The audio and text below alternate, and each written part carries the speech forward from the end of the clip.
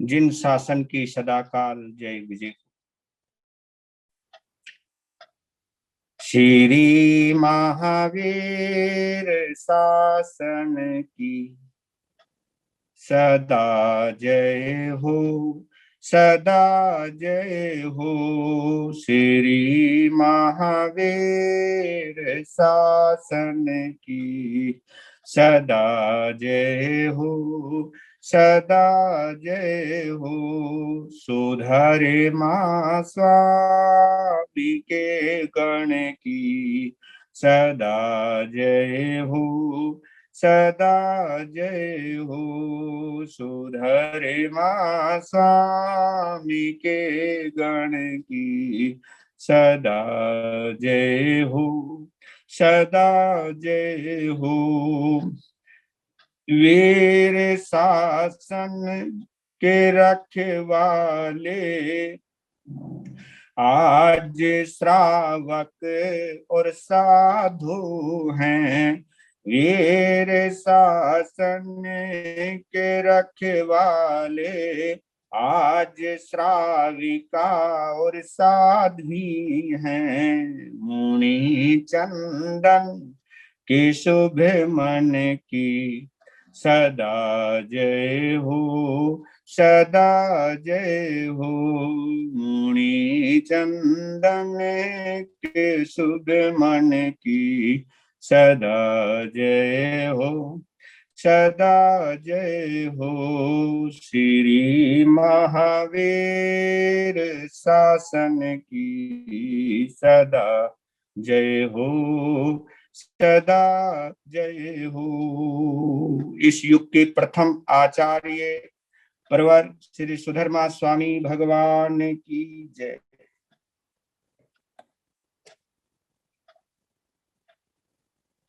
कल आप सभी ने महावीर जन्मोत्सव, महावीर के जन्म कल्याणक का आनंद लिया। जिन जिन कानों में महावीर की ये कथा गई है, जिसने भी इस कथा में डूबकर महावीर को अपने सामने रखा है और सुना है,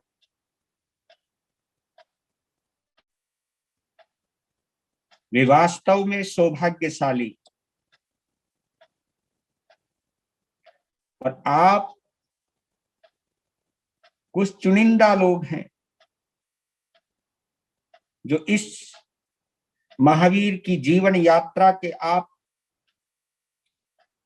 आत्मिक साक्षी बन रहे हैं। हर कोई कहीं ना कहीं जुड़ा रहता है। जिन शासन से जिनके तार जुड़े हैं, जिनके हृदय के करतार प्रभु महावीर है, वह हृदय वास्तव में सच्चा पवित्र मंदिर है, तीर्थ है। तीर्थंकर जिस हृदय में रहते हैं वो चलता फिरता तीर्थ बन जाता है।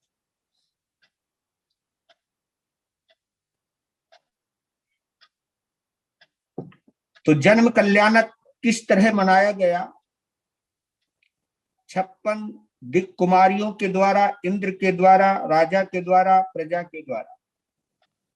वो कल आपने अनूठा, भावुकतापूर्ण, खुशियों से भरपूर आपने वो सब क्षणों का आनंद लिया। आज हम जन्म के बाद जब यात्रा शुरू होती है, उस यात्रा को हम आगे बढ़ा रहे हैं। ये आप सभी को मालूम है, हमारे इस युग के अंतिम तीर्थंकर भगवान महावीर स्वामी का जन्म कल्याणक चैत्र शुक्ला त्रयोदशी को है। देखिए मेरे बंधुओं, जन्म लेना एक साधारण घटना है। हाँ, कैसे? ऐसे ही जैसे एक फूल का खिल जाना या किसी दीपक का जल जाना, ऐसी एक घटना है जन्म लेना। ये साधारण घटना है, क्योंकि जिस दीपक को तेल, बाती और अग्नि का निमित्त मिल जाता है, वो दीपक जल जाता है।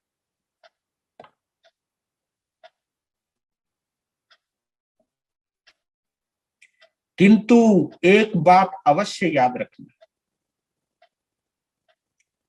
दीपक वही महत्वपूर्ण है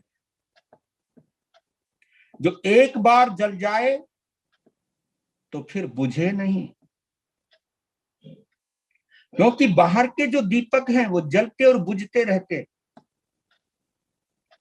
उनका जो प्रकाश है, उनकी जो ज्योत है, वो कहीं ना कहीं किसी चीज के ऊपर टिकी हुई है, वो गुलाम है।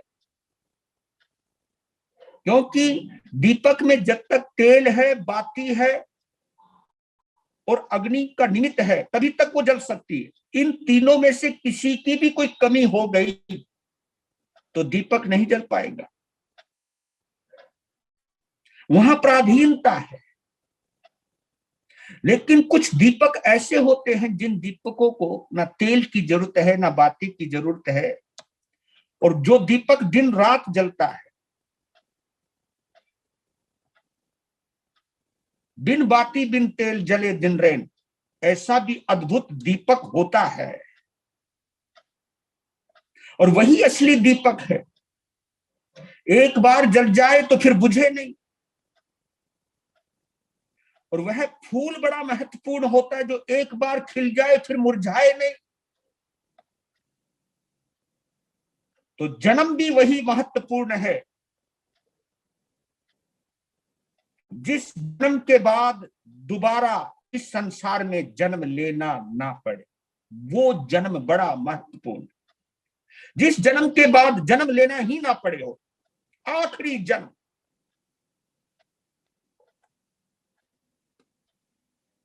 इसीलिए तीर्थंकरों के जन्म को हम बड़ा महत्वपूर्ण मानते हैं। और उस जन्म के साथ एक शब्द जोड़ देते हैं, कल्याणक।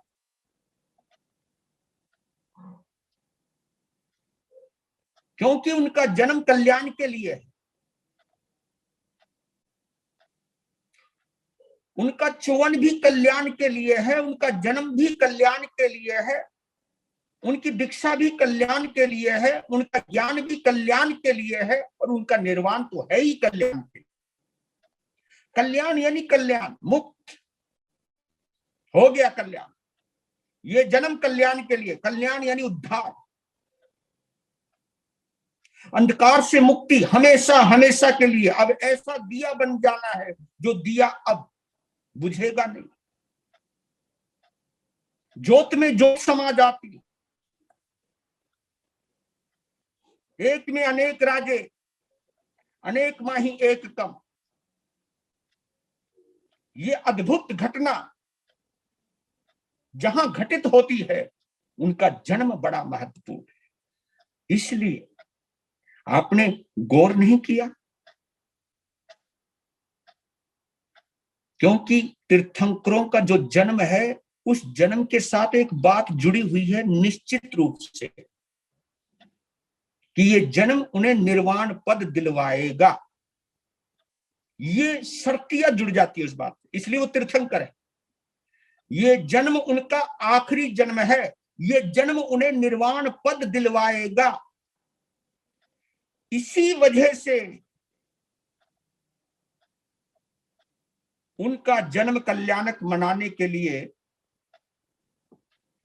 पूरा देवलोक नीचे उतर आता है। 56 दिक् कुमारियां चौहों दिशाओं से, 10 दिशाओं से उमड़ पड़ती हैं, और ऐसे महापुण्य आत्मा परमात्मा का जन्म कल्याणक मनाकर अपना अहो भाग्य मानती है।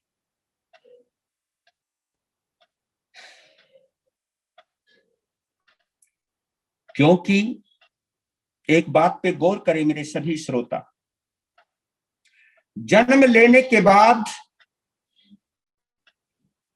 जो निर्वाण का लक्ष्य है, जो निर्वाण का उद्देश्य है, बड़ी मुश्किल से बनता है, बड़ी मुश्किल से प्राप्त होता है। ये चीज बड़ी महत्वपूर्ण है, कनेक्टेड है, हमारी तुम्हारी लाइफ से जुड़ी हुई बातें हैं, और ये थोड़ी कुछ भिन्नताएं हैं, डिफरेंसेस हैं, जो हमें तीर्थंकर के जन्म से अलग कर देती। हमारा जन्म में उनके जन्म में इतना अंतर आ जाता है। हमारा जन्म एक आम जन्म है, लेकिन तीर्थंकरों का जन्म एक महत्वपूर्ण जन्म है, क्योंकि वहां निर्वाण निश्चित है, तीर्थ की रचना निश्चित है। कहीं ना कहीं साधना का कर्म कहीं पर भी कुछ भंग हुआ है, उस कर्म को पुनः जोड़ने का कारण बनते हैं वो। एक शासन के बाद दूसरे शासन का निर्माण होता है वहां, क्योंकि इस बात को समझने के लिए, इसलिए जरूरी है इस जन्म को समझने के लिए कि किसी का जन्म तो निर्वाह के लिए होता है और किसी का जन्म निर्माण के लिए होता है। बहुत विरला लोग होते हैं जिनका जन्म निर्वाण के लिए होता है। 3 शब्द बोल गया मैं, एक है निर्वाह, एक है निर्माण और एक है निर्वाण। अब इन तीनों शब्दों में अंतर क्या है, ये हम समझ लें, तभी हमें निगोब से निर्वाण की यात्रा का सार समझ में आए। तीर्थंकर के जन्म में, तीर्थंकरों के जन्म में और हमारे जन्म में, हमारा तो केवल जन्म है, उनका जन्म कल्याणक क्यों? इसको समझने के लिए मैं एक छोटी सा एक सवाल और करता हूं, शायद वो सवाल आपके दिमाग में आए या ना आए, लेकिन उसका जवाब भी मैं दूंगा। सभी तीर्थंकरों का जन्म राजघराने में ही क्यों होता है? इस सवाल का जवाब ढूंढ लेना। जितने भी तीर्थंकर हैं उनका जन्म राजघरानों में हुआ है। क्यों? क्योंकि सबसे पहली बात कि वो अनंत पुण्यवान है, पुण्यवानी भी उन्हें राजघराने से जोड़ती है। उनकी परवरिश में कोई कमी नहीं रहती।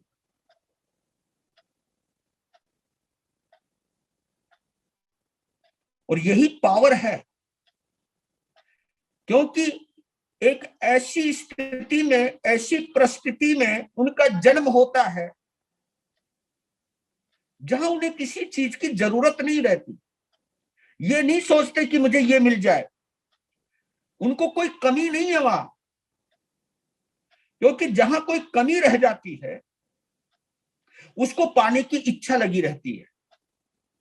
और जहां सब चीज पाली जाती है, हर चीज की प्राप्ति हो जाती है, जो वो चाहते वही उपलब्ध रहता है, तो फिर एक संतुष्टि आ जाती है, कोई इच्छा नहीं रहती वहां।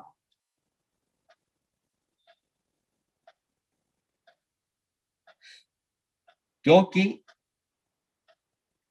हमारे में से कई लोग ऐसे हैं जो जीवन का केवल निर्वाह कर रहे हैं। कईयों के पास रोटी है तो मकान नहीं है, कईयों के पास मकान है तो रोटी नहीं है, ऐसी स्थिति बन जाती है। कईयों के पास सिर छुपाने की छत है तो तन ढकने की, लाज ढकने का वस्त्र नहीं है, खाने को दाने नहीं है। फिर उस चीज को पाने के लिए, अपना जीवन निर्वाह करने के लिए, जीवन का निर्वहन करने के लिए, जीवन को व्यतीत करने के लिए कठोर परिश्रम करते, मेहनत मजदूरी करते, तब जाकर के उनको दो वक्त की रोटी नसीब होती।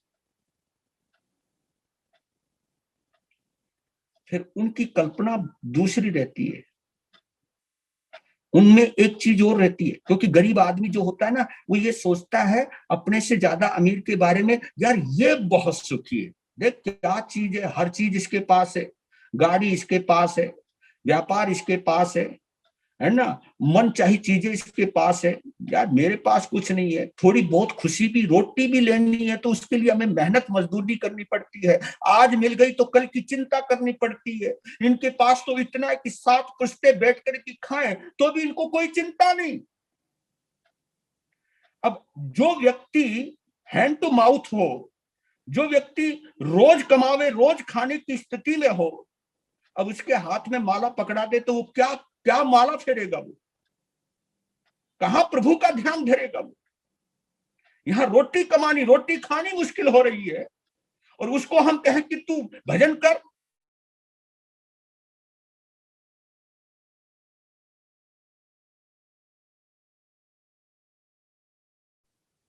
तो हमारे में से मानव जाति का ये डिवीजन कर रहा हूं, हमारे में से कई ऐसे लोग हैं जो केवल जीवन निर्वाह कर रहे हैं, कल की रोटी की जुगत में हैं, सिर ढकने की छत की जुगत में हैं, छोटी मोटी खुशियों को ढूंढने की जुगत में है, और बड़ी मुश्किल से मिल पाती है, कईयों को तो मिल ही नहीं पाती, और जिन्हें जो चीज चाहते हैं वो ना मिले तो उनका चित्त उन्हीं में ही भटकता रहता है, वो निर्वाह करते हैं। और कुछ लोग ऐसे भी हैं इस धरती पर कि जिन्हें निर्वाह की जरूरत नहीं पड़ती, कि मनचाही कोठी भी है उनके पास, है ना, रोटी की जगह पकवान है उनके पास, पानी की जगह शरबत है उनके पास, एक चीज चाहते तो 10 चीज सामने पड़ी रहती है उनके पास। तो फिर वो सोचते हैं कि हम, क्योंकि मन ऐसा होता है कि यार कुछ ये चीज या टिकी रहे या इससे आगे और मिल जाए, या ये चीज अगले जन्म में भी बरकरार रहे, इसके लिए चलो हम कुछ पुण्य कर्म करते हैं, दान देते हैं, पुण्य करते हैं, धर्म ध्यान करते हैं, समाय करते हैं, पूजा पाठ करते हैं, ताकि ये सुरक्षित रहे और अगले जन्म में भी ये चीज मिल जाए। और वो ऐसी स्थिति चाहते हैं कि कहीं ना कुछ ऐसा कारण मिल जाए कि ये चीजें मेरे पास बरकरार रहे। और इन चीजों को बरकरार रखने के लिए अगर कोई साधना करनी पड़े, किसी मंत्र का अनुष्ठान करना पड़े तो कर लेंगे। यानी दुनिया की चीजों से मिलने वाली खुशियों को बचाकर रखने की, या उसमें कुछ बढ़ोतरी करने की, या उनमें कुछ स्थायित्व लाने की चिंता में वो लगे रहते हैं, यानी वो निर्माण कर रहे हैं। अब सोचते कहीं यार एक कोठी तो बना ली, मैंने अपनी बना ली, चल छोटे बच्चे की ओर बनवा देता हूं, निर्माण में लगा रहता है, निर्माण, कंस्ट्रक्शन, कंस्ट्रक्टिव लाइफ, कंस्ट्रक्शन में लगा रहता है, कुछ और नया बनाओ, कुछ और नया निर्माण करो। लेकिन राजघराने में तीर्थंकरों का जन्म होता है कि उन्हें किन्हीं चीजों की जरूरत नहीं, सब चीजों से वो संतुष्ट हो चुके हैं, उन्हें कोई चीज नहीं चाहिए। जय हो, अद्भुत। फिर ऐसी आत्मा निर्वाण से जुड़ जाती है, जिनको कुछ नहीं चाहिए फिर वो अपने से जुड़ जाते हैं, क्योंकि जिन्हें दुनिया की चीजें चाहिए वो दुनिया से जुड़ जाता है, और जिसे दुनिया की कोई चीजें नहीं चाहिए वो अपने से जुड़ जाता है, और जो अपने से जुड़ जाता है वो निर्वाण को उपलब्ध होने लगता है। ये फर्क है। तो महावीर के, भगवान वर्धमान के पास, या भगवान महावीर ने जन्म लिया है, और मालूम है आपको 11 दिनों तक लगातार राजा सिद्धार्थ ने अपने बालक का जन्मदिन मनाया। 12वें दिन संपूर्ण कुंडलपुर नगरी को प्रीति भोज दिया, और पूरा जनमानस वहां उपस्थित है, सभी जय जयकार कर रहे हैं, और समस्त लोगों की उपस्थिति के बीच में राजा सिद्धार्थ ने अपने पुत्र का नामकरण किया। कहा कि मेरे भाइयों, मेरी प्यारी प्रजाजनों ने अपने बेटे का नाम तुम सभी की साक्षी से रखना चाहता हूं, और मैं वो नाम रखना चाहता हूं जिस नाम की महत्ता तुमने महसूस की है, जिनकी उपस्थिति का तुमने आनंद लिया है।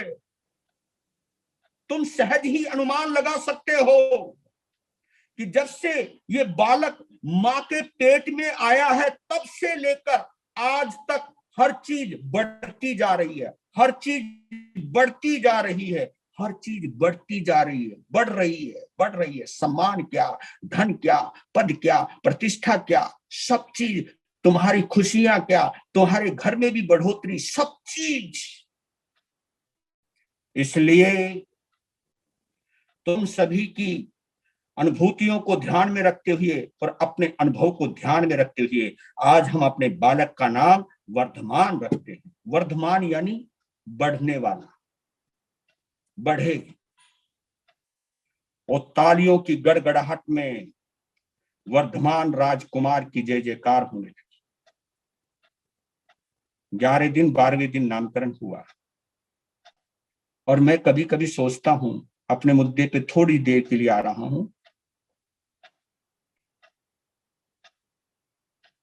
कि 56 दिक् कुमारियों ने कुछ घंटों के लिए जन्मदिन मनाया, कुछ घंटों के लिए देवेंद्र ने अपने देवी देवताओं के साथ जन्म मनाया, जन्मदिन मनाया, जन्म कल्याणक मनाया भगवान का। फिर 11 दिनों तक राजा सिद्धार्थ ने अपनी प्रजाजनों के साथ मनाया। लेकिन हम भगवान का जन्मदिन कैसे मनाते हैं और कैसे मनाना चाहिए, सोचता हूं कभी कभी। पता नहीं, ये मेरी सोच सही भी हो सकती है, गलत भी हो सकती है।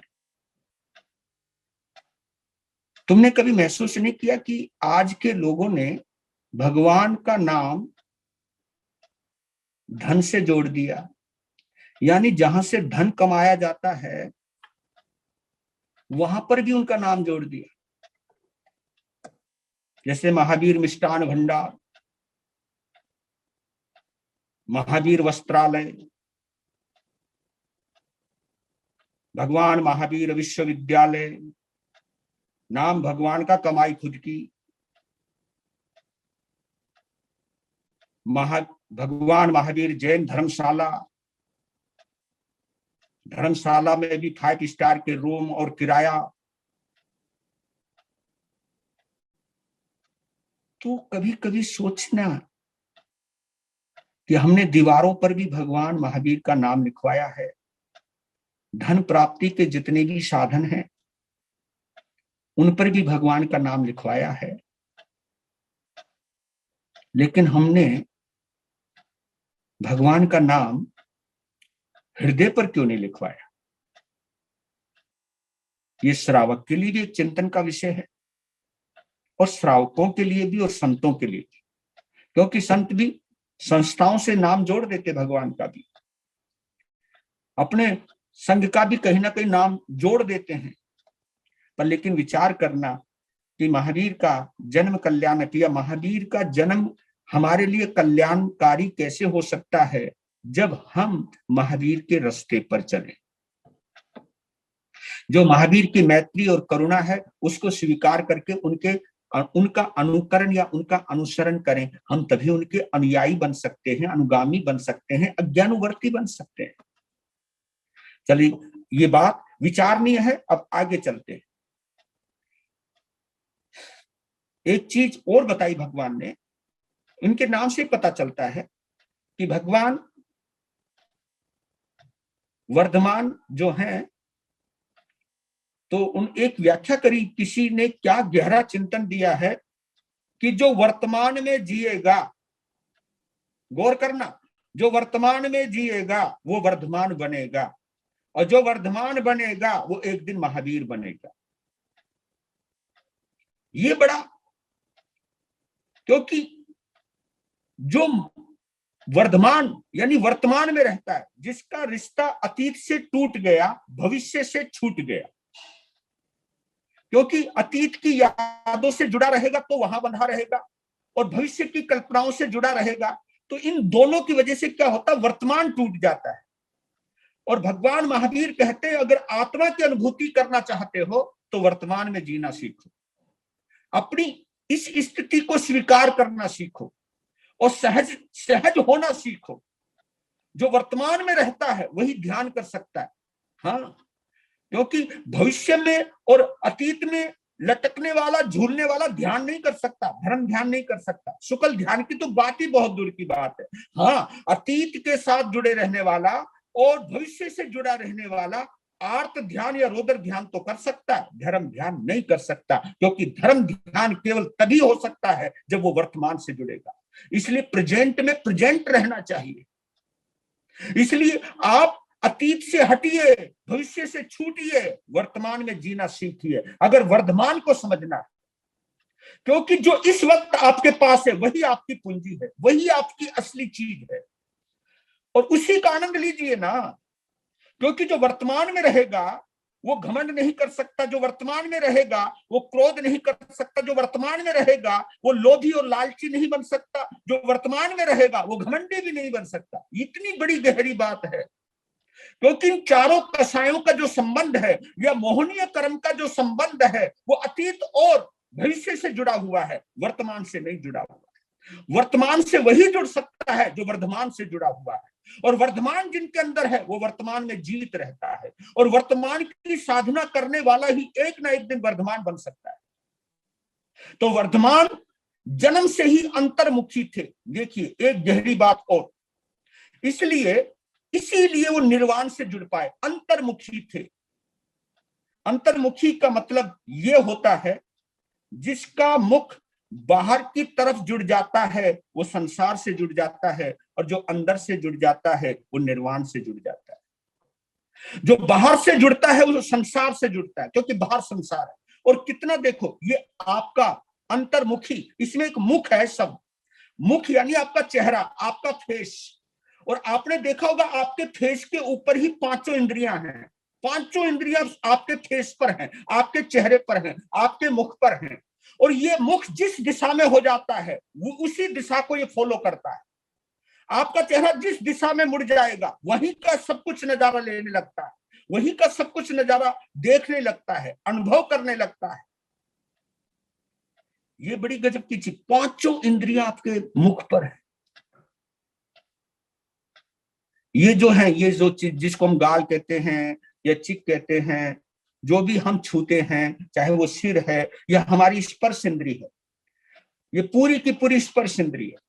और आपको बतला देता हूं, यहाँ पर एक नस है आपके दिमाग के अंदर जो पूरी स्पर्श इंद्री को कंट्रोल करके रखती है। एक डॉक्टर जब ऑपरेशन करता है तो वो जो इंजेक्शन देता है, यहाँ पर जो एक सेंस वाली जो नस होती है उसको सुन कर देता है, जिसको एनसीसिया बोलते हैं, एनसीसिया बोलते, जो भी आप बोलते बेहोशी की, वो उसको निष्क्रिय कर देता है, उसको सुन कर देता है। जो ऑब्जर्व करती है आपके सर्दी है या गर्म है, दर्द है या ठंडा है, गर्म है, इन सब चीजों को वो निष्क्रिय कर देती है। ये आपके दिमाग में, ये भी सब चीज आपके ऊपर है।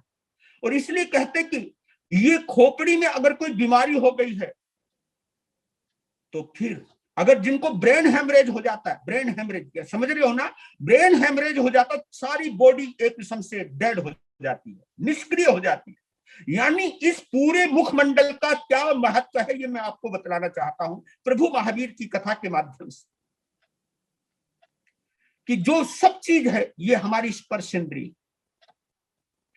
और इसी में ही ये जिह्वा भी इसी मुख में जुड़ी हुई है। जिह्वा, इस मुंह, जो मुख है, मुख के अंदर जो जीभ है जिसे हम रस इंद्री कहते हैं, ये बड़ी महत्वपूर्ण है भैया। हाँ, ये एक काम नहीं करती, दो काम करती। देखो बाकी चार इंद्रियां एक एक काम करती है, लेकिन ये दो दो काम करती है। ये खाने का भी काम करती है, बोलने का भी काम करती है। बोलते वक्त गलती हो जाए तो पूरे शरीर को पिटाई हो जाती है। बोलते वक्त अगर गलती हो जाए तो रिश्ते टूट जाते हैं, समाज में सम्मान खत्म हो जाता बोलते वक्त अगर कुछ गलती हो जाए, और खाते वक्त गलती हो जाए तो आदमी का स्वास्थ्य खराब हो जाता है। यानी इसके ऊपर भी गौर कीजिएगा। ये दूसरी इंद्रिय हमारी। तीसरी इंद्रिय नाक, सुगंध और दुर्गंध से जुड़ी हुई रहती है। तो चौथी इंद्रिय है हमारी आंख, जो पूरे सब प्रकार के रंगों से जुड़ी हुई है। आंखें ना होती तो रंग ना होते, नाक ना होती तो गंध ना होते, जीभ ना होती तो कोई रस ना होता। जितने भी प्रकार के 5 प्रकार के जो भी रस हैं, खट्टा मीठा कसेला जो भी है, वो जितने भी रस हैं, ये सब इसी जीव की वजह से है। ये जीव ही उसको बतलाती है।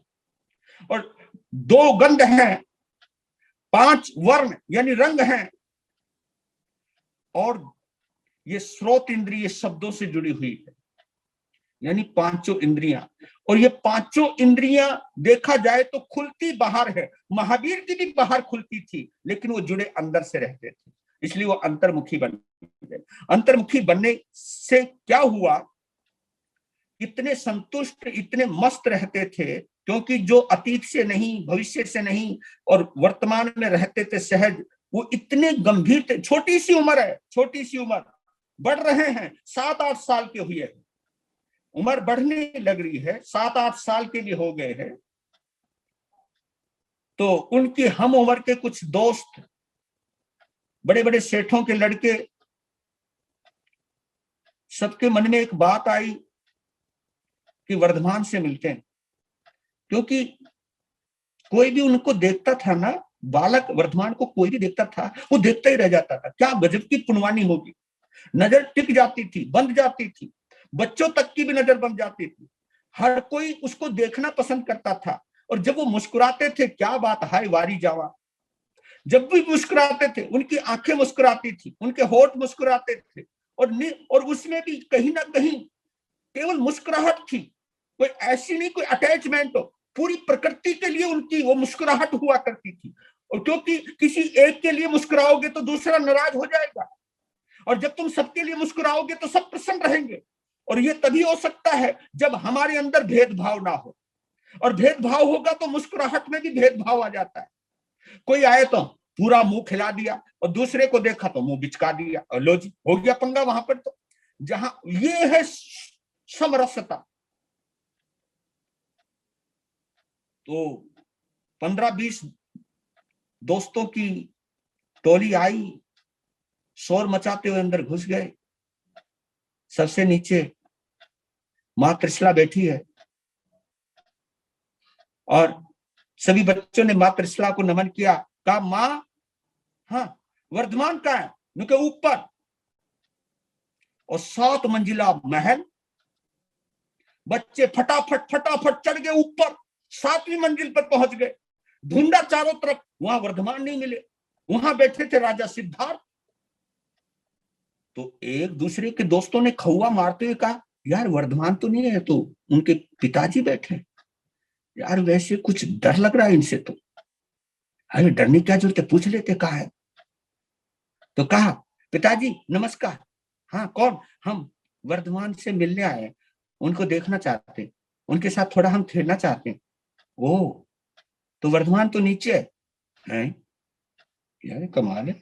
माँ कहती ऊपर है, बाप कहता नीचे। तो सब दोस्तों ने एक दूसरे को देखा और कंफ्यूज हो गए। माँ कहती ऊपर है, पिताजी कहते नीचे। अरे जाएगा, तो एक समझदार होगा उनमें से, कहा कि ऐसा करते हैं, अब तो हम सीधे 7वीं मंजिल पे चढ़ गए। अब ऐसा करते हैं, 7वीं से 6ठी मंजिल पे जाते हैं, वहां सब देखते हैं, वहां नहीं मिला तो फिर 5वीं पे जाते हैं, वहां नहीं मिले तो फिर 4थी पे जाते हैं। इस तरह उतरते उतरते उतरते नीचे चले जाएंगे। हाँ ये बात ठीक है भाई, ये तुमने बिल्कुल सही कहा।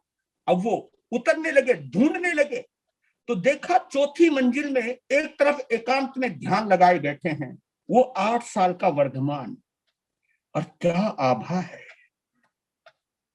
क्या दिव्यता है, क्या प्रकाश है। आह, बच्चों ने कहा, वर्धमान तुम यहां। वर्धमान ने आंखें खोली, आंखों में बोला, तुम क्यों आए? आज है ना, हमारा मन तुम्हारे साथ खेलने का कर रहा है, उद्यान में चलो ना। तुम यहां बैठे हुए हो और हम तुम्हें ढूंढ रहे हैं। इतना सुनते वर्धमान खड़े हो गए, कहा कि हाँ चलो चलते। तो बच्चों के साथ नीचे उतरे, माँ को प्रणाम किया, बाहर निकल के उद्यान के पास पहुंचे। सारे बच्चों ने इकट्ठा होकर के कहा, रुको जरा, वर्धमान, पहले खेलने से पहले एक सवाल का जवाब दो। हाँ बोलो। क्योंकि वर्धमान तभी बोलते थे जब कोई सवाल पूछता था, अनावश्यक वो बोलते ही नहीं थे। बोलो, एक बात बता, हमारी माता त्रिशला सच्ची है या पिता सिद्धार्थ सच्चे हैं? मैं समझा नहीं, क्या मतलब? कि जब हम आए तो नीचे माँ बैठी थी त्रिशला, तो हमने पूछा कि वर्धमान कहाँ है, तो उन्होंने कहा ऊपर है। अब हम ऊपर चले गए और वहां वर्धमान मिले नहीं, पिताजी मिले तुम्हारे। हमने उनसे पूछा वर्धमान कहाँ है, वो बोले नीचे है। दोनों ने झूठ बोला यार, दोनों में सच कौन बोल रहा है? तब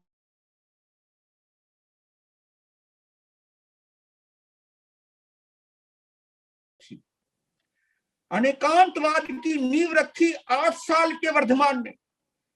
ये यहां से आया अनेकांतवाद, ये देन है भगवान महावीर की पंचमारे को। इस शासन में अनेकांतवाद की जो देन है वो मात्र 8 साल की उम्र में रखी। कहा कि दोनों ही सच्चे हैं दोनों ही सच्चे? मैं समझा नहीं, हम समझे नहीं, दोनों सच्चे कैसे हो सकते हैं? उनमें एक तो झूठा होना ही चाहिए। कहा कि दोनों सच्चे हैं। कैसे? कि देखिए, मां ने कहा ऊपर, पिता ने कहा नीचे, तो मैं मां के ऊपर ही था ना, मैं 4थी मंजिल पे था। पिताजी थे 7वीं मंजिल पे, उन्होंने कहा नीचे, तो मैं पिताजी की दृष्टि से नीचे था और मां की दृष्टि से मैं ऊपर था। तो दोनों झूठे कहां हुए? दोनों ही सच्चे हुए। अरे हाँ, ये तो पता ही नहीं था। लेकिन देखो, ना मां झूठी है ना पिता झूठे हैं, दोनों ही सच्चे हैं।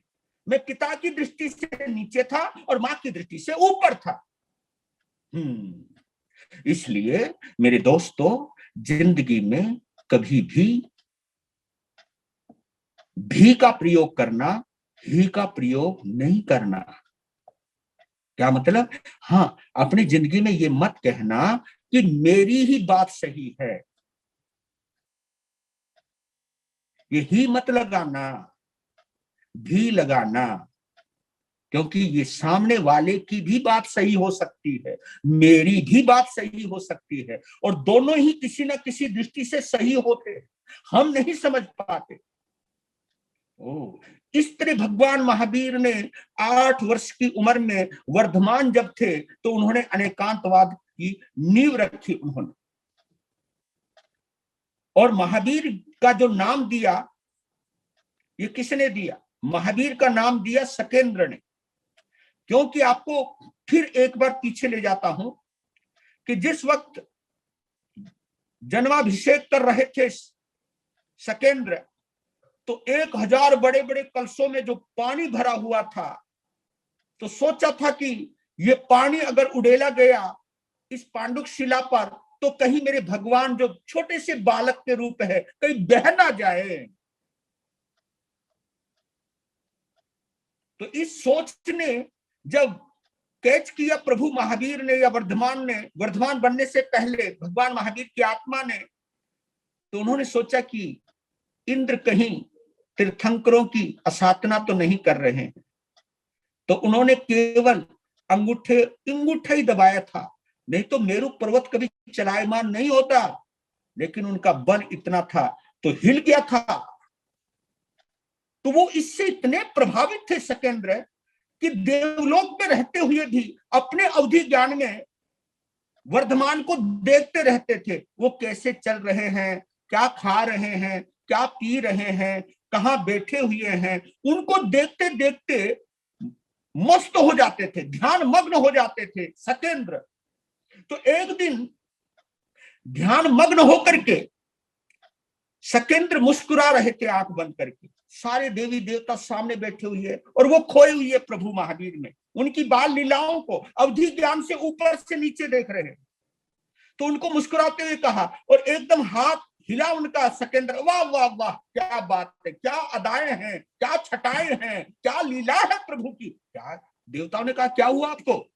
ओ अरे हम है ना वर्धमान प्रभु को देख रहे थे। वास्तव में मात्र 8 वर्ष की उम्र है, लेकिन जहां तक मैं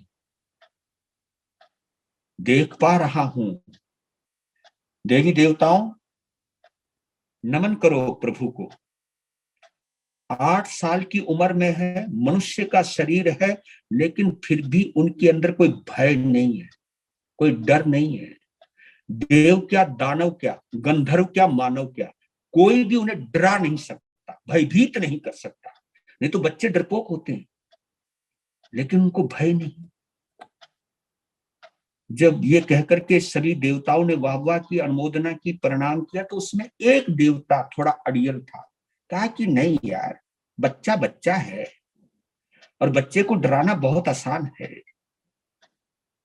तो वो इंद्र से बचकर के नीचे आ गया। तो देख रहे हैं उद्यान का एक दृश्य है। वर्धमान अपने बाल सखाओं के साथ एक वन में आए हैं, जंगल में आए हैं, उद्यान में आए हैं, और एक खेल खेलने के लिए निश्चित किया गया है। और जैसे भाई आज पहले के जमाने के खेल है ना, हमारे बुजुर्गों के जमाने के खेल, कभी गुल्ली डंडा हुआ करते थे, कभी लट्टू हुआ करते थे, कभी महिलाओं के लिए वो जो कंचे उछल उछल करके खेला करते थे, टक्कर मार लंगड़ी टांग से खेला करते थे, और कभी कभी वो यहाँ कर करके उनको खेला करते थे। ये उस समय के खेल हुआ करते थे। तो ये उंगलियां कहीं और चलने लग गई हैं, वो बात अलग है। पहले गिल्ली डंडा हुआ करता था, कबड्डी हुआ करती थी, ये सब चीज खेल हुआ करते थे, चोर सिपाही हुआ करते थे, ये सब चीजें। तो उस समय भगवान महावीर के समय में 2 प्रकार का खेल बड़ा प्रसिद्ध हुआ था, और उस खेल का नाम था आमल की क्रीड़ा और एक तिंदुसक क्रीड़ा। आमल की क्रीड़ा में क्या नियम था कि सामने वृक्ष होता था, तो 2 लड़के दौड़ा करते थे, 2 जनों की टोली होती थी, 2 प्रतियोगी होते थे, और उनमें से दौड़ लगाते थे। कौन सा लड़का पेड़ को छुए और फटाफट ऊपर तने तक जाए और फटाफट नीचे उतर के आए, और जहां से दौड़ शुरू करी वहां कौन पहले पहुंचेगा, ये खेल थी आमल की क्रीड़ा।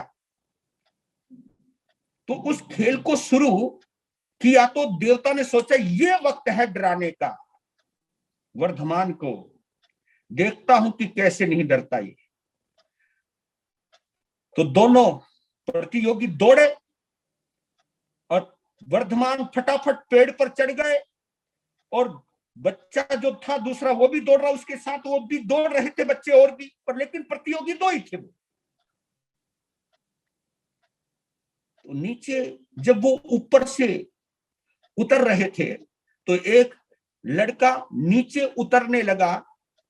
इतने में एक नजर पड़ गई नीचे खड़े हुए लड़कों की, वहां पर एक काला भयंकर विषधर नाग लपेटा हुआ है, जिस शाखा से वर्धमान उतर रहे। तो बच्चों ने देखा नाग को तो डर गए, कहा कि वर्धमान सावधान, देखो नाग भयंकर है, ये जहरीला है। तो नाग को वर्धमान ने देखा तो बच्चों की तरफ इशारा किया, ए दोस्त, डरने की जरूरत नहीं है, अपना दोस्त है ये तो है। और वो उतरे, फुंकार मारने लगा। तो वर्धमान डरे नहीं, उन्होंने कहा शांत हो जाओ।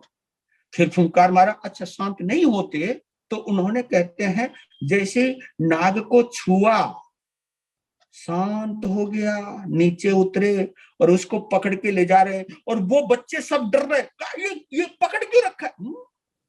छोड़ के आते हैं ना, तो झाड़ी में छोड़ आए। सब बच्चों ने राहत की सांस ली और कहा यार वर्धमान तू डरा नहीं यार, हमारे का हमारा वो निकल गया और तू डरा नहीं, हमको वो हो गया, तू डरा नहीं। कहा कि डरने की क्या जरूरत है, सभी में एक ही आत्मा है। हाँ भाई तेरी तो सोच ही ऊंची, चलो दूसरा खेल शुरू करते। तो एक तिंदुसक क्रीड़ा, उसमें क्या था कि सामने वाले दो ही प्रतियोगियों को दौड़ना था और सामने वाले वृक्ष को छूना था और छू करके वहां पर आना था जहां से दौड़ शुरू हुई, और जो पीछे रह जाएगा तो जीतने वाले को वो अपनी पीठ पर बैठाएगा और फिर बैठा करके उसी पेड़ पर जाएगा और फिर वापस आएगा। ये खेल का नियम था। तो उससे देवता ने सोचा कि मैं नाग बन के तो नहीं डरा पाया, लेकिन अब दूसरा उपाय करता हूं, ये खेल अच्छा रहेगा। मैं जानबूझ के हारूंगा, इसको मैं बैठाऊंगा और फिर मैं इसे नजारा दिखाऊंगा। तो बच्चा वो खुद ही बन गया, दौड़ने लगा। महावीर भी दौड़े, छुआ, और वो जानबूझ के पीछे रह गया, क्योंकि देवता की वैसे शक्ति तो बहुत होती है इसमें, तो नो डाउट, लेकिन जानबूझकर वो पीछे रह गया। तो बोला हम हार गए, चलो वर्धमान आप हमारे कंधे पे बैठो। बैठे, बैठते ही भीमकाय ऊपर बढ़ता ही चला गया, एकदम विस्तार। अब मैं उसकी कल्पना कैसे करूं दिल्ली वालों, अब महाराष्ट्र वाले भी कई वाले हैं, दिल्ली वाले समझ सकते हैं। आपने देखा होगा यहाँ पर टीवी टावर है प्रीतमपुरा में, इतना ऊंचा, उससे भी ऊंचा ऊंचा ऊंचा हो गया, जो उसका विकराल रूप देखा, और इतना ऊंचा हो गया वर्धमान दिखाई नहीं दे रहे, और बच्चों की सिट्टी पिट्टी गुम, कहा कि अब ये क्या हुआ मामला। तो मालूम है वर्धमान डरे नहीं, उन्होंने केवल उस देवता की चुटिया को पकड़ा, यूं किया, हवा निकल गई, नीचे आ गया, और मुस्कुराता हुआ चेहरा वर्धमान का देखा, तब कहा पिताजी हमें माफ करो, हे मालिक हमें माफ करो। जैसा देवराज इंद्र ने कहा था, मैं अपने ज्ञान में तुम्हारे अंदर तक देख रहा था, लेकिन भय की एक रेखा नहीं, क्योंकि जिसको निर्वाण होना है वो भयभीत नहीं होता। इसलिए मैं तुम सबको एक बात कह रहा हूं, जब तक डर तुम्हारे अंदर है तुम भक्ति का आनंद नहीं ले सकते, चाहे वो डर मेरे अंदर भी क्यों ना हो, आपके अंदर भी क्यों ना हो। कईयों को छिपकली से डर लगता है, कईयों को कॉकरोच से डर लगता है, कईयों को पता नहीं किस किस चीजों से डर लगता है। तो डरना, अगर डर लग रहा है, डरने की जरूरत नहीं, वो भी तुम्हारे जैसा जीव है। ये डर ये बतला रहा है कि हम वीर पथगामी नहीं है, वीर नयन पथगामी नहीं, हमारे नयनों में महावीर नहीं। तो फिर एक और अद्भुत घटना घटित हुई 8 वर्ष की उम्र में, क्योंकि हमारे जमाने में तो बच्चे को 5 साल की उम्र में पाठशाला भेजा जाता था, आज से 40-50 साल पहले 5 साल की उम्र में दाखिला दिलाते थे। लेकिन अब तो मामला ही बदल गया भैया, अब तो 1.5-2 साल की उम्र में चल, वो नर्सरी में डालते, पता नहीं किस में डालते हैं, प्री नर्सरी में डालते हैं। तो छोटी सी उम्र में बच्चे को, पहले जब बच्चा 5 साल की उम्र में स्कूल जाता था, माँ भी रोती थी और वो बच्चा भी रोता था, इतनी घनिष्ठता होती थी। अब लेकिन करें क्या, माँ बहुत बिजी है और माँ बोलती रहती बार बार, बस किसी तरह 1.5 साल का हो जाए, किसी तरह 2 साल का हो जाए, फिर ये जाएगा, कम से कम थोड़ी देर में चैन से तो रहूंगी। अब ये देखो, बच्चे की उपस्थिति अगर माँ को बेचैन कर रही है तो फिर ये पता चल जाता है कि कितनी अटैचमेंट होगी। पहले ऐसा नहीं होता, बच्चे को माँ से, माँ को बच्चे से, परिवार को। बच्चा पहले दिन रोता था, बहुत रोता था बच्चा पहले, और अब तो तब भेज देते जब बच्चे को ढंग से रोना भी नहीं आता, जा चल चल। हे भगवान, तो उस वक्त भगवान महावीर स्वामी के समय में 8 वर्ष की उम्र में बच्चे को विद्यालय भेजा जाता था, क्योंकि जब तक अंगों का पूर्ण विकास ना हो जाए, शरीर का पूर्ण विकास ना हो जाए, तब तक बच्चे को पाठशाला या किसी टेंशन में डालना बच्चे के स्वास्थ्य के लिए अच्छी बात नहीं। आज जो बच्चों के अंदर छोटी छोटी उम्र में गंदी गंदी बीमारियां आ गई, मैं तो आश्चर्य में पड़ जाता हूं। 20-20, 25-25 साल के बच्चों को शुगर हो चुका है, ब्लड प्रेशर हो चुका है, ऐसी ऐसी बीमारियां हो चुकी हैं जिसका मैं अंदाजा नहीं लगा सकता हूं। और उसकी शायद वजह यही है कि बच्चे को जिस उम्र के अंदर बच्चों के शरीर का पूर्ण विकास होना चाहिए, उसे मिट्टी में खेलना चाहिए और उसे कहीं ना कहीं परवरिश की जरूरत पड़ती है और मानसिक स्वास्थ्य की जहां जरूरत पड़ती है, ऐसी कच्ची उम्र में अगर सिर के ऊपर बोझ डाल दिया जाए पढ़ने का, और ये टेंशन बोझ पता नहीं बच्चे को डाल दिया, क्योंकि बोझ वो बच्चा तुम्हारे लिए बोझ बन चुका होगा, शायद तभी तुम ये सोचते हो कि फटाफट जाए ये मैं, ताकि मैं फ्री माइंड रहूं, ताकि फोन हम आराम से चलाएं, किटी पार्टी हम आराम से चलाएं, आराम से हम अपनी मर्जी से इधर उधर घूमने जाएं। और अब तो कई बार क्या होने लग गया है, छोटे छोटे बच्चों को हॉस्टल में डाल दिया जाता है। लो जी, मैं बहुत कहता हूं लोगों की कि बच्चे की जब तक उम्र 15 साल की ना हो जाए तब तक उसे हॉस्टल में मत डालो, क्योंकि अगर तुम उसे बचपन में ही हॉस्टल में डाल दोगे, 4-5 साल की उम्र से हॉस्टल में डाल दोगे, वो क्या जानेगा माँ बाप का रिश्ता क्या है, वो क्या जानेगा औरों का रिश्ता क्या है, अटैचमेंट क्या है, वो क्या जानेगा, वो क्या जुड़ेगा परिवार से, नहीं जुड़ेगा वो।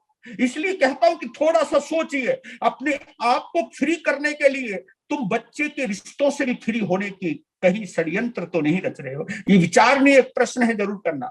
तो जब कलाचार्य के पास ले जाया जा रहा था, तो जैसे पिताजी ने कहा कि जाओ तुम्हें आज हम लेके चलते हैं गुरुकुल के अंदर, तो वो कभी मना नहीं करते थे, जबकि वो 3 ज्ञान के धारी है, एक तो अवधि ज्ञान है उनके पास। तुम्हें बता रहा था, इंद्र हमेशा देखते रहते थे वर्धमान को, जब देखा ओ तेरा भला हो, जो 3 ज्ञान का धारी है उसको पढ़ने के लिए ले जा रहे हैं, और जिस गुरुकुल में ले जा रहे थे उसके आचार्य को, उसके आचार्य के ज्ञान के लेवल को इंद्र ने ऊपर से ही देख लिया, क्या है कि ये लो, ज्ञान का लेवल ही नहीं है जो वर्धमान को सिखा सके, अब करूं क्या। तो तुरंत उन्होंने एक निर्णय लिया सकेंद्र ने, उन्होंने एक ब्राह्मण का रूप बनाया, महापंडित का, महाविद्वान, चेहरा चमकीला, एक तिलक लगा हुआ, पोथी बगल में दबाए हुए और प्रभावशाली वेशभूषा, जैसे लगे कि महापंडित हैं, पंडित राज हैं, आचार्यों के भी आचार्य हैं। और जैसे वो पहुंचे गुरुकुल में और वो थोड़ा सा परिचय होने ही वाला था, तुरंत इतने में महापंडित का प्रवेश होता है। और जब उस गुरुकुल के आचार्य ने देखा कि ये कोई महान आचार्य आया, कोई महान पंडित आया, वो खड़ा हो गया, क्योंकि चेहरे से पता लग गया कि कोई महाविद्वान है, खड़ा हो गया, गुरुकुल का आचार्य। और जब गुरुकुल का आचार्य खड़ा हुआ तो जितने भी विद्यार्थी थे वो सब खड़े हो गए और उन्होंने हाथ जोड़ करके थोड़ा उनका अभिवादन किया। लेकिन आश्चर्य तो तब हुआ, देवराज जो महापंडित बना था उसने गुरुकुल के आचार्य को बंदर नमस्कार ना करके वर्धमान को नमस्कार किया कि नमस्कार है वर्धमान है। गुरुकुल के आचार्य ने सोचा, आचार्य मैं, और ये इस बच्चे को नमन क्यों कर रहे हैं भाई। उसने बोला भी यही, हे महाविद्वान वर्धमान आपको नमन करता। कहा कि 8 साल का बच्चा ये पढ़ने के लिए मेरे पास आया और इसको महाविद्वान कह रहे, वो सोचने लगा ये क्या कर रहा है। इतने में ही देवराज इंद्र जो महापंडित महाविद्वान बना हुआ था, उन्होंने वर्धमान से सवाल करने शुरू कर दिए और सवाल ऐसे ऐसे किए जो सवाल गुरुकुल के आचार्य के पास तक नहीं थे। और जब वो जवाब दिए वर्धमान ने, वो सोचने लगा। उस वक्त उसकी स्थिति ऐसी थी गुरुकुल के आचार्य की कि जमीन फट जाए मैं समा जाऊं। व्याकरण के क्या, न्याय के क्या, और इतने गजब के सवाल, जिस सवालों का जवाब उस आचार्य के पास नहीं था जिस आचार्य के गुरुकुल में वर्धमान पढ़ने के लिए आया था। वो तो हिल गया, अरे यार ये क्या चीज है, या बच्चा है क्या है, भगवान का रूप है ये तो सरस्वती पुत्र है, जो मेरे पास नहीं है वो जानता है। क्योंकि माँ बाप को कभी मना नहीं करते थे, जो कह दिया ठीक है, और वो बोलने पर ही उत्तर देते थे बिना बोले, क्योंकि सवाल किए हैं देवराज इंद्र ने, जवाब दिया है वर्धमान ने। तो वहां का जो वातावरण माता पिता ने देखा, सभी लोगों ने देखा, तो दंग रह गए, आ गए वापिस। और उस वक्त गुरुकुल के आचार्य ने कहा कि इनको सिखाने की जरूरत नहीं, इन्होंने तो वो सीख रखा है जो मैं जानता भी नहीं। अब वो खुद गुरुकुल का आचार्य नमन करता है। बोलिए वर्धमान महावीर भगवान की जय। ये अद्भुत ज्ञान उनके पास, क्या गजब। हे मेरे प्रभु महावीर के अनुयायियों, साधक और साधिकाओं, श्रावक और श्राविकाओं, आप उस उज्जवल परंपरा के अनुयायी हैं। ऐसे प्रभु को हृदय में बसाइए, जीवन की समस्त समस्याओं से निजात पाइए। समय हुआ आपका। वीर नाम के हीरे मोती, गुरु नाम के हीरे मोती, मैं बिखराऊं गले गले, ले लो रे कोई राम का प्यारा, शोर मचाऊं गले गले।